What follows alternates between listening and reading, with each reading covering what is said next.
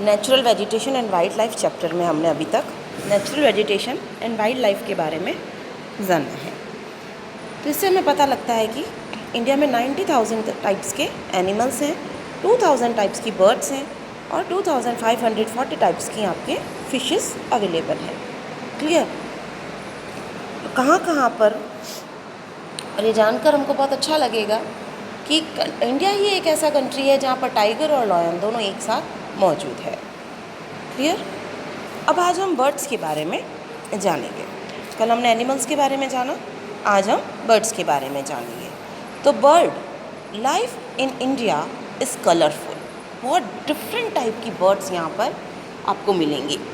जब आप जू वगैरह में जाते हैं तो आपको कितने टाइप की बर्ड्स मिलती हैं, देखने को मिलती है ना, अलग अलग कलर की, बहुत कलरफुल। आप अपनी बालकनी में बैठ जाइए या आप किसी पार्क में जाकर शाम के समय या मॉर्निंग में बैठ जाइए, आप खुद देखेंगे कि आपको कितनी टाइप की बर्ड्स वहाँ पर देखने को मिलेगी। और सब में नेचर ने इतने कलर भरे हैं कि आप बात नहीं कर सकते, सोच नहीं सकते। इतनी कलरफुल और इतनी प्यारे कलर की बर्ड्स वहाँ पर होती है। तो इंडिया के अंदर बहुत ज़्यादा कलरफुल बर्ड्स आपको अवेलेबल है, क्योंकि इंडिया का जो कल्चर है वो भी बहुत ज़्यादा कलरफुल है उनके बर्ड्स की तरह, है ना।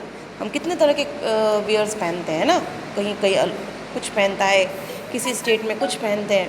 तो इसी तरह से यहाँ के कल्चर में भी बहुत ज़्यादा वैरायटी है, यहाँ के एनिमल्स और बर्ड्स में भी बहुत ज़्यादा वैरायटी है। तो यहाँ की जो बर्ड्स है वो बहुत ही ज़्यादा कलरफुल है। Peacock, peahens, ducks, parakeets, cranes, pigeons are some of the birds inhabiting the forest and wetlands of the country. We have selected our crops from a biodiverse environment from the reserve of table plants. We also experimented and selected many medicinal plants. The animals were selected from large stock provided by nature and as milch animal. They also provided us draught power, transportation, meat, egg. बहुत सारी चीज़ें हमको हमारे animal से मिलती है। देखिए उनकी स्किन तक लोग काम में लेते हैं, है ना। काऊ से काऊ मिल्क मिलता है, काऊ डग मिलता है जिससे हमारा खाद बनती है। और काऊ मिल्क की तो हम बात ही क्या करें कि कितनी वैराइटीज़ हैं जो काऊ मिल्क से हमारी मेंटेन होती है। ऐसी बहुत सारी चीज़ें हैं जो काऊ मिल्क से बनती है। ठीक है, तो सिर्फ काऊ मिल्क की क्यों, जब हम बात करते हैं हनी बी की तो उससे हमें शहद मिलता है। जो शहतूत का जो ट्री है वहाँ जो कीड़े रहते हैं उससे हमें क्या मिलता है, सिल्क मिलता है ना। तो ऐसे हमें एनिमल से बहुत सारी चीज़ें मिलती हैं। एग मिलते हैं मुर्गी से, उससे काफ़ी सारा मीट मिलता है ना। तो उनसे हमारा जीवन चलता है। तो they also provided us draft power, transportation, meat and eggs. The fish provide nutritive food, बहुत सारा। देखो फ़िश की जो फ़िश होती है उससे मछली का तेल भी बनता है ना, उसके मीट को लोग खाते भी हैं। तो बहुत सारा न्यूट्रिशन फूड उससे हमको मिलता है। Many insect help in pollination of crops and fruit trees and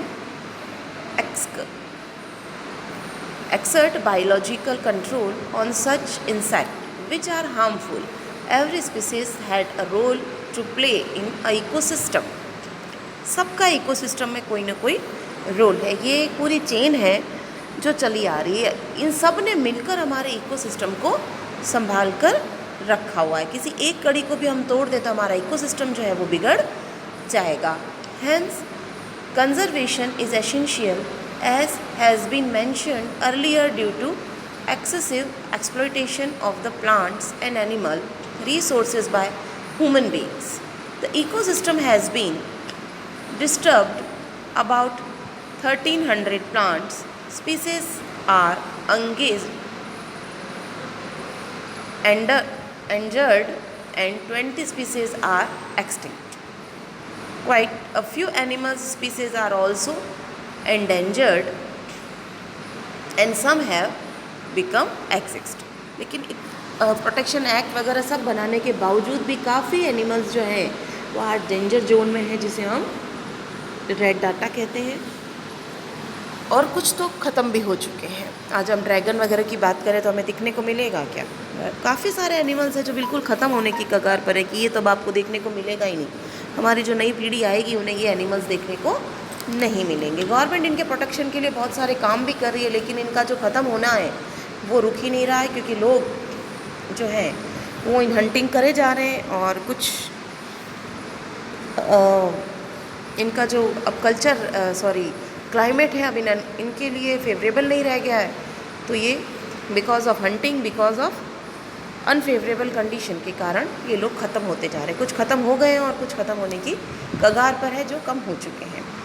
तो the main causes for this major threat to nature are hunting by greedy hunters for commercial purpose, pollution due to chemical and industrial waste, acid deposits, introduction of alien species and reckless cutting of the forest। ये सारे कारण हैं इन लोगों के ख़त्म होने के, क्योंकि जंगल ख़त्म होते जा रहे हैं। हम हमारी ग्रीडी के कारण, हमारे लालच के कारण जंगलों को काटते जा रहे हैं, हंटिंग करते जा रहे हैं, ये लोग ख़त्म होते जा रहे हैं। बिकॉज ऑफ पॉल्यूशन, जो इंडस्ट्री से धुआं निकलता है, उनका वेस्ट निकलता है, उसके कारण भी, या वो पानी में छोड़ देते तो फिशेस ख़त्म हो जाती हैं, और उनके आसपास जो रहने वाले जीव जानवर है उसको पीते हैं तो वो लोग भी ख़त्म हो रहे हैं। तो बहुत ज़्यादा बैड इफ़ेक्ट आ रहे हैं इन सब चीज़ों के हमारी एनिमल, हमारी वाइल्ड लाइफ पर। क्लियर? तो reckless cutting of the forest to bring land under cultivation and inhabitation are also responsible for the imbalance। Okay, तो ये रीजंस बताए हैं मैंने आपको, जिसके कारण हमारे जो